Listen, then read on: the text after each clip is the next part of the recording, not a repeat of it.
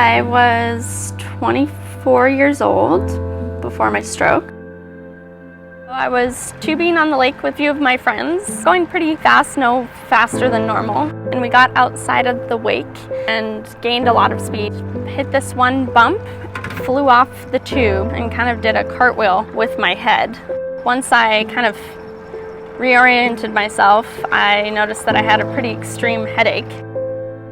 So I decided to go to my doctor. He told me to just kind of wait it out and see. On the morning that Brianne had her stroke, I had to work that day, but I waited till she got up and wanted to make sure she was okay. It was day number 10. My headache had gotten much worse, and so I decided it was time to go back to the doctor. She called me and told me that she just got home, that the doctor wanted to do a couple of CT scans, but he was waiting for authorization from our insurance. So she said she was gonna lay down and take a nap. 20 minutes later, I woke up very groggy, but my dog was freaking out. He was barking, running around the room like crazy. It was different than he normally reacts, so I tried to get up and realized that half my body was numb. I got another call from Brianne. And I said to her, "Mom, I think something's wrong." And she was talking in such a way I couldn't understand anything she was saying.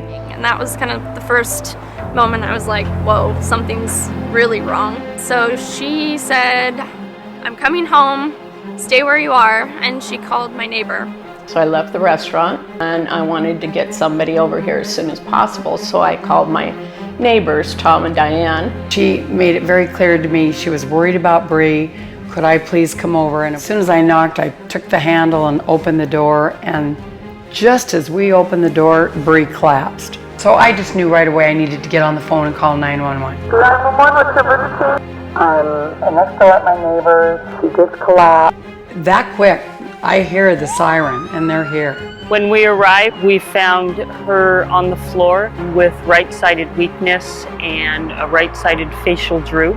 Got her loaded up, took her up to the Issaquah Highlands Hospital. Within minutes of arriving in the emergency department, went to the head CT scanner, and that revealed the blood clot. This prompted a cascade, getting the neurologists involved, where we have a telestroke program. I was contacted from the Issaquah emergency room to evaluate Brianne when she arrived with paralysis and inability to speak.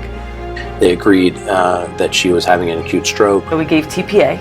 We gave the first bolus. She initially started to show signs of improvement as she was being transferred to Cherry Hill. Dr. Kushner told us that Brianne was coming from Issaquah with a stroke in progress. We were able to very quickly transfer her into a center where we do the interventions. The most important aspect for her treatment and recovery was going to be to remove the brain clot.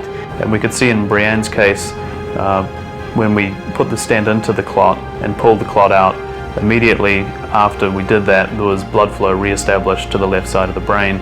From these large studies that have been done, the procedure is both safe and effective at removing clots from the brain.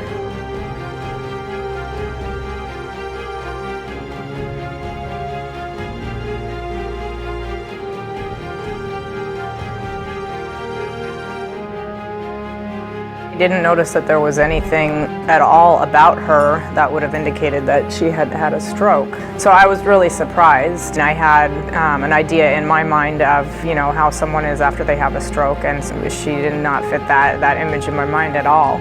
She's amazing. Together to end stroke. Together. Let's work together to end stroke.